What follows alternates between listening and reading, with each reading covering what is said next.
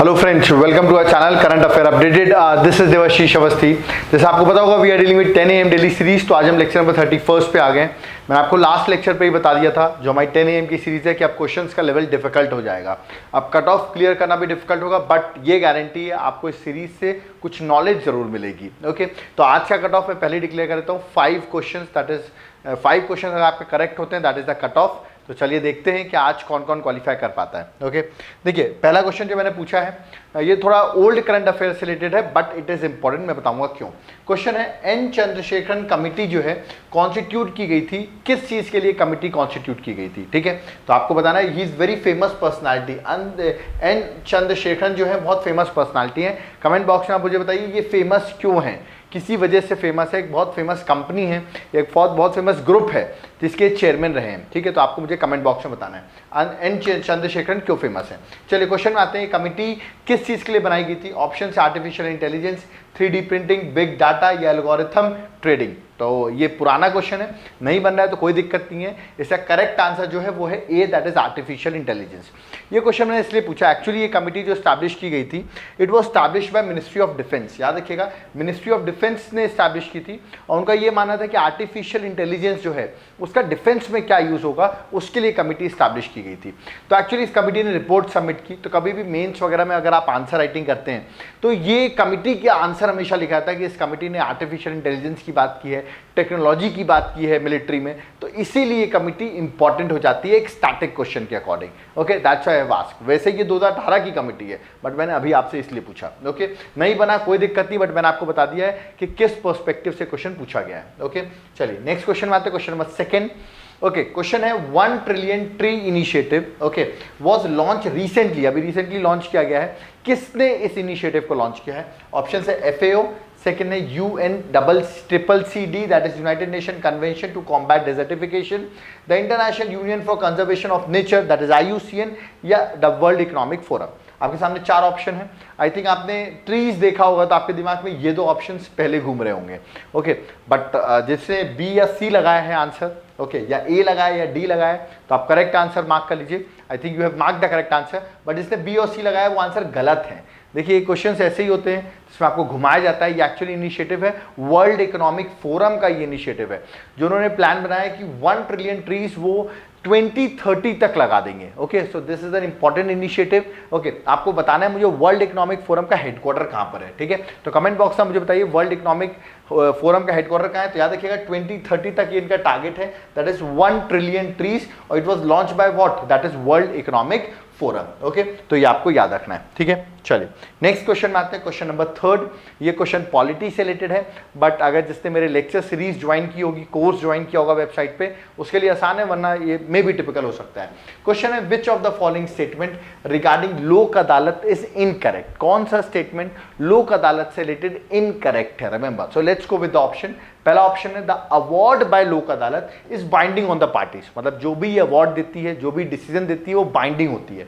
Second, Lok Adalat has the same powers as vested in civil court. तो याद रखिएगा जो सिविल कोर्ट में पावर होते हैं वही लोक अदालत के पावर है। Second point. Third, appeal against the लोक अदालत अवार्ड कैन बी, याद रखिए, लाइज इन हाई कोर्ट, मतलब लोक अदालत का जो अवार्ड होगा अब आप उसको अपील करेंगे तो हाई कोर्ट जाएंगे। और फोर्थ ऑप्शन है, all the above are correct. Okay, तो इसमें से कौन सा आंसर करेक्ट है आपको ये बताना है। तो I think you have make the answer, इसमें करेक्ट नहीं बताना है, sorry, which of the following statement is incorrect, incorrect बताना है, मतलब इसमें मैक्सिमम स्टेटमेंट करेक्ट दिए हुए हैं। यस, इसका correct answer I think you have mark, इसका करेक्ट आंसर है C। याद रखिएगा लोक अदालत का कोई भी अगर जो अवार्ड रहता है, जो जजमेंट रहती है, उसको आप किसी भी कोर्ट में नहीं ले जा सकते, मतलब वो फाइनल होती है। सो रिमेंबर, अपील इसकी नहीं होती, it is final judgment. Okay, तो ये स्टेटमेंट गलत था। ओके, तो अगर किसी क्वेश्चंस नहीं बन रहे हैं, मैं आपको फिर से बोलता हूँ, नीचे आप डिस्क्रिप्शन बॉक्स में देख सकते हैं हमारा कोर्स की वेबसाइट का लिंक दिया हुआ है। अगर आप कोर्स ज्वाइन करते हैं तो ये सब क्वेश्चंस आपके लिए बहुत ईजी हो जाते हैं। ओके, तो अगर आपने पढ़ाई नहीं की है और यू वांट टू स्टडी, तो आप चाहें तो हमारे साथ पढ़ सकते हैं, जिसमें हम हर सब्जेक्ट आपको कंप्लीट कराएंगे। उसके लिए आप वेबसाइट को चेक कर सकते हैं, हमारे नंबर पे भी कांटेक्ट कर सकते हैं। ओके, चलिए, तो इसका करेक्ट आंसर था that is C was incorrect statement. Next question में आते हैं, ये मैंने अगेन लोक अदालत से ही क्वेश्चन लिया है, अगेन पॉलिटी से। Question is primarily function of legal service authority. इसके अंडर एक नेशनल लीगल सर्विस अथॉरिटी जिसको हम नालसा कहते हैं वो एस्टैब्लिश किया गया था। तो कौन सा उसका प्राइमरी फंक्शन है? ऑप्शंस हैं to provide free legal service to the eligible persons, second है to organize Lok Adalat, and the third statement is to organize legal awareness camps in the rural areas. Okay, तो आपको बताना है ये तीनों स्टेटमेंट से कौन से स्टेटमेंट करेक्ट हैं regarding national legal service authority, which is one of the famous national legal service authority. Option आपके सामने 1 and 2, 2 and 3, 1 and 3 या ऑल ऑफ द अबव। ठीक है, तो आई थिंक आपने करेक्ट आंसर मार्क कर लिया होगा। इसका correct answer is D, all of the above. याद रखिए कि तीनों ही स्टेटमेंट करेक्ट हैं नेशनल लीगल सर्विस अथॉरिटी से रिलेटेड। आपको मुझे बताना है ये national legal service authority establish किस ईयर में हुई थी, पहला आप ये मुझे कमेंट बॉक्स में बताएंगे। दूसरा आपको बताना है, याद रखिए to provide free legal aid to the poor, to provide free legal aid to the poor is a directive principle of state policy. आपको बताना है ये सोशलिस्टिक प्रिंसिपल है, गांधीयन है कि लिबरल इंटेलेक्चुअल प्रिंसिपल है, और ये किस आर्टिकल के अंदर दिया हुआ है, to provide free legal aid to the poor. Okay, और एक और क्वेश्चन आपको बताना है, ये जिस भी आर्टिकल के अंदर आप बताएंगे, याद रखिएगा एक कॉन्स्टिट्यूशनल अमेंडमेंट करके इस आर्टिकल को ऐड किया गया है अपने डीपीएसपी में, तो वो भी आपको मुझे बताना है, because that is also related to your NALSA. Okay, तो इसका आंसर था दैट इज ऑप्शन नंबर 3। ये तीनों ही उसके प्राइमरी फंक्शन है, that is of NALSA. Okay, next question में आते हैं, that is question number 5। Question world geography से रिलेटेड है। यहां मैंने पूछा which of the following country open to Gulf of Aden. Gulf of Aden की बात करें, गल्फ ऑफ एडान, तो कौन सी कंट्री गल्फ ऑफ एडान को टच करती या उसके अराउंड में है, सराउंडिंग में, आपको बताना है। ऑप्शन है ओमान, यमन, डिजिबूती या इथोपिया। तो आई थिंक अगर किसी ने देखा होगा गल्फ ऑफ एडन कहां पर है, तो it would be an easy question, one I difficult question हो सकता है आपके लिए। तो देखिए ऐसे क्वेश्चन आते हैं, यूपीएससी का तो फेवरेट क्वेश्चन रहा है। बता दूं इथोपिया सही है, डिजिबूती सही है, एंड यमन भी सही है। Oman is not the answer. Oman याद रखिएगा is not open towards the Gulf of that is Aden, तो इसका आंसर होगा 2, 3 and 4, that is B option. मैं आपको गल्फ ऑफ एडन दिखा भी देता हूं, दैट इज इंपॉर्टेंट। तो आप यहां पे देख सकते हैं, this is Gulf of Aden, this is your Red Sea. Okay, तो आई थिंक आप इथोपिया, डिजिबूती, सोमालिया, यमन आप कंट्रीज रिप्रेजेंट कर सकते हैं। आपको मुझे बताना है रेड सी और ये गल्फ ऑफ एडन के बीच में एक स्ट्रेट है। ओके, आप मुझे उस स्ट्रेट का नाम मुझे कमेंट बॉक्स में बताएंगे कि स्ट्रेट का नाम क्या है between Red Sea and Gulf of Aden. Okay, तो याद रखिएगा ओमान यहां नहीं है, तो ओमान कहां है, ऑफ कोर्स इस साइड में, और ऊपर अपन जाएंगे तो आपको ओमान मिलेगा। ठीक है, चलिए, तो इसका करेक्ट आंसर मैंने आपको बता दिया है, बी था। नेक्स्ट मैंने यहां पर एक मिलिट्री एक्सरसाइज पूछी है, बट अब आपको बताना है ये मिलिट्री एक्सरसाइज किसके बीच में होती है, that is Iron Union 12। Okay, Iron Union 12 is a joint military exercise between which 2 countries.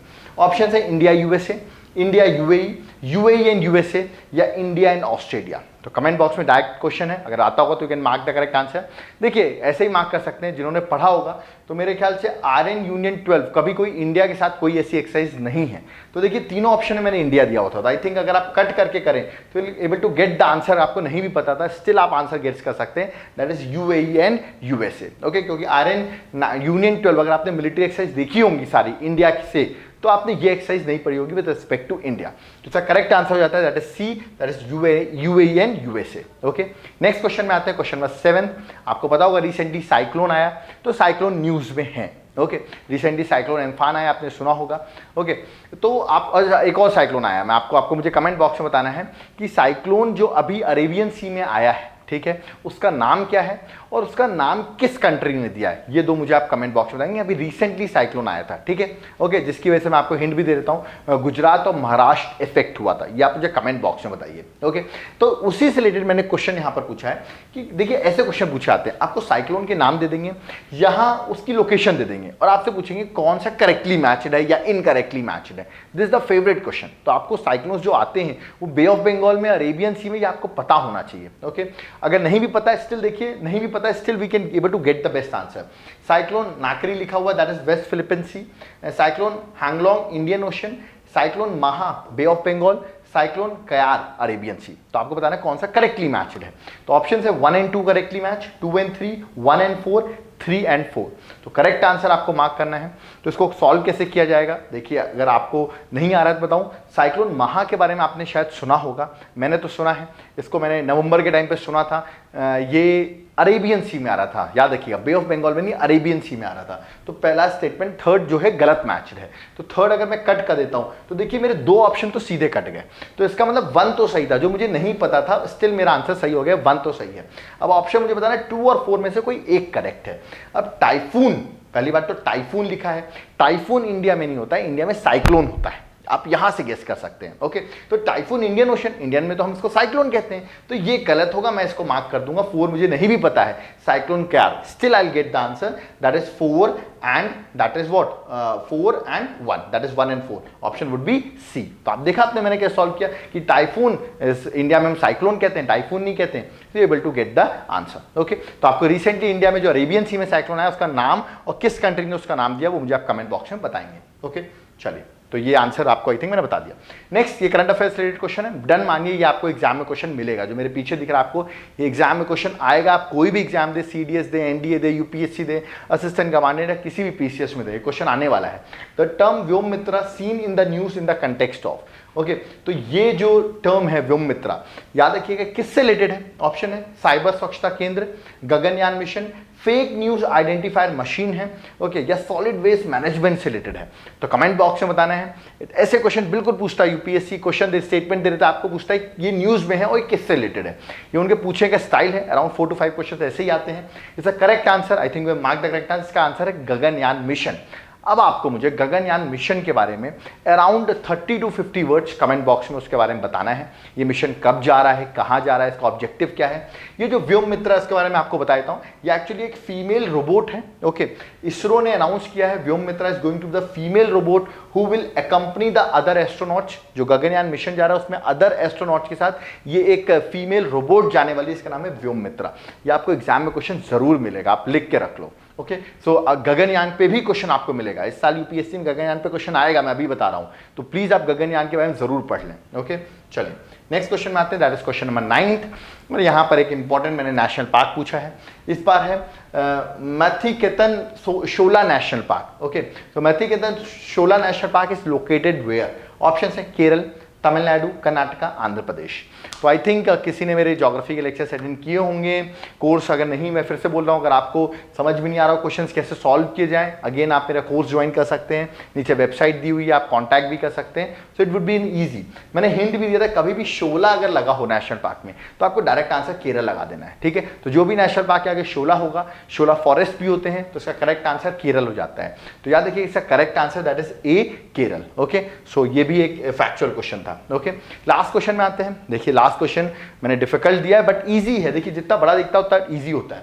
यहाँ पे वाइल्ड लाइफ सेंचुरी और स्टेट्स दिए हुए हैं, या तो ऑफ कोर्स कुछ नेशनल पार्क भी हो सकते हैं। कौन सा रॉन्गली नहीं करेक्टली मैच्ड है ये पूछा गया है। अब मुझे इतने सारे नहीं पता, इसने जो मार्क किया मुझे कुछ पता है। तो कैसे, सरिस्का नेशनल पार्क मध्य प्रदेश लिखा हुआ है, इंदिरा गांधी नेशनल पार्क तमिलनाडु लिखा हुआ है ना।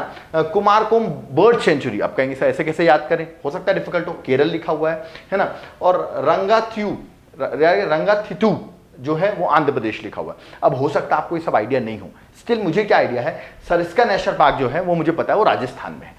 तो मैं आंसर ये तो मध्य प्रदेश में नहीं है, जो एमपी के होंगे उनके लिए तो बहुत आसान है। तो थर्ड ऑप्शन में कट करता हूँ, ऑल ऑफ द अबव मेरा ऑप्शन नहीं है। इंदिरा गांधी नेशनल पार्क मुझे पता है वो तमिलनाडु में है, तो एक करेक्ट है। फोर्थ मेरा करेक्ट है, तो इसका मतलब ये भी गलत हो गया, मतलब 2 और 1 में से कोई एक करेक्ट है। ठीक है, तो इसमें 2 और 1 में से कोई एक करेक्ट है, तो यहां पर आपको गेस करना पड़ेगा। ठीक है, अगर नहीं पता है तो इसका करेक्ट आंसर जो है 1 जो है वो सही है।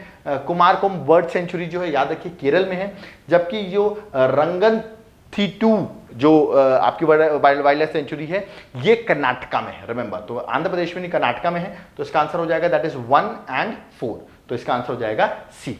ओके, तो कभी कभी 2 ऑप्शन तक आप पहुंच जाते हैं, स्टिल आपका आंसर नहीं आता है, तो इसमें आपको रिस्क लेनी है, मैं आपको बता दूं। Okay, you have to mark the risk. Okay, तो इसका करेक्ट आंसर था that is option number C. Okay, तो we have done the 10 question AM series. I think आपको कुछ सीखने को मिला होगा, और जो मैंने कुछ क्वेश्चंस बताए जो एग्जाम में डन आएंगे तो उनको आप जरूर सॉल्व कर रहे होंगे।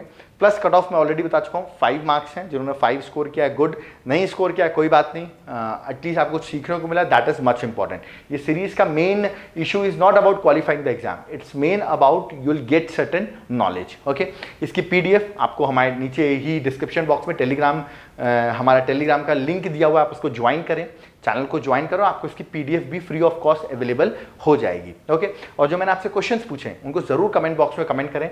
Will going to review those question, so do comment on a comment box. और अगर आपको ऐसे डिफिकल्ट इनिशिएटिव, आपने लास्ट टाइम बहुत ज़्यादा इसमें कमेंट किया, yes sir we are liking those tough questions, तो ऐसे आप रिप्लाई करते रहेंगे ऑफकोर्स तो लेवल बढ़ता रहेगा। एक दिन ऐसा लेवल भी बनाएंगे जिसमें हम कट ऑफ 1 नंबर रखेंगे, देखते हैं उस टाइम पे कौन क्वालिफाई करता है। तो उसके अगर आप चाहते हैं ऐसा कोई सीरीज आए जिसमें और डिफिकल्ट क्वेश्चंस हो, डिफिकल्ट मेरा जाने का सिर्फ ये मतलब नहीं कि डिफिकल्ट क्वेश्चंस हो, मेरा मतलब ये है कि क्वेश्चंस ऐसे ट्रिकी हो जो लगे इजी बट आंसर गलत आता हो। मेरा एजेंडा यहाँ पर ये होता है, ठीक है।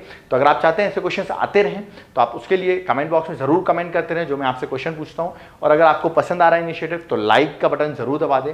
जो फर्स्ट टाइम चैनल में आए हैं ऑफकोर्स सब्सक्राइब करें, you will get lots of check the playlist, आपको बहुत सारे सब्जेक्ट्स के लेक्चर्स भी फ्री ऑफ कॉस्ट अवेलेबल मिल जाएंगे। ओके, और जो हमारा पेड कोर्स का इनिशिएटिव ज्वाइन करना चाहते हैं, डिस्क्रिप्शन बॉक्स में हमारी वेबसाइट का लिंक दिया हुआ है, प्लस आप हमारे कॉन्टैक्ट नंबर पे भी कॉन्टैक्ट कर सकते हैं, तो आपको इसमें चीज़ें अवेलेबल हो जाएंगी। Okay, thank you.